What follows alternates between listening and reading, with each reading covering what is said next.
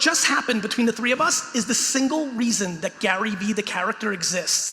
For all the things I talk about around self-awareness or gratitude or things of that nature, what's incredibly clear to me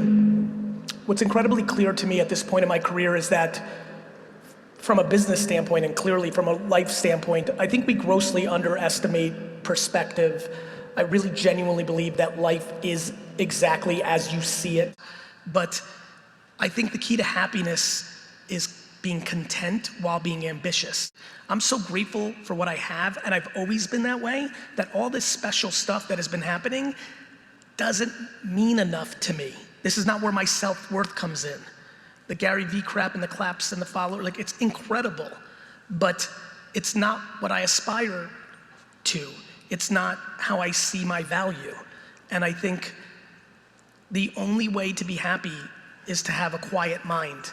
And I think a quiet mind comes from a balance of very deep humility and true perspective of understanding that you just genuinely understand that you don't mean shit in the scheme of things, but you aspire in your behavior to mean something. So many people would aspire to make so much less money if they didn't care about what other people think, and would be dramatically happier. It's a tough conversation because in the business world, so many people think that scoring is based on how big your net worth is or how much money you make, and it's really unfortunate because I think true bred entrepreneurship almost doesn't give a shit about all the collateral that comes along with it. Much like the chat I had up front, as I spend the next half decade refining what I talked to you about up there, and what I'm talking about right now is we have to change the definition of success. We cannot put expensive watches and cars and bank accounts on a pedestal. We have to make it about the process of the game.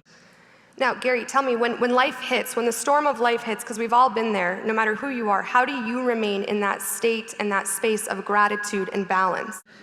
All of our clients are humongous, and all of them right away said, we're gonna slow down the way we pay you. You know, it was a very big challenge, and I just remember having the greatest moment with myself when it was super scary, week one, saying, oh my God, everything I've been telling them is true. If this company goes out of business, I'll be beyond okay. I love that. So just in case there's anyone in the crowd and in the fans and the audience, anyone listening online who can relate, what would be your advice to them to have that courage to start redefining success in their life? That they can. Like, the greatest gift in the world is the ability to be comfortable in changing your mind.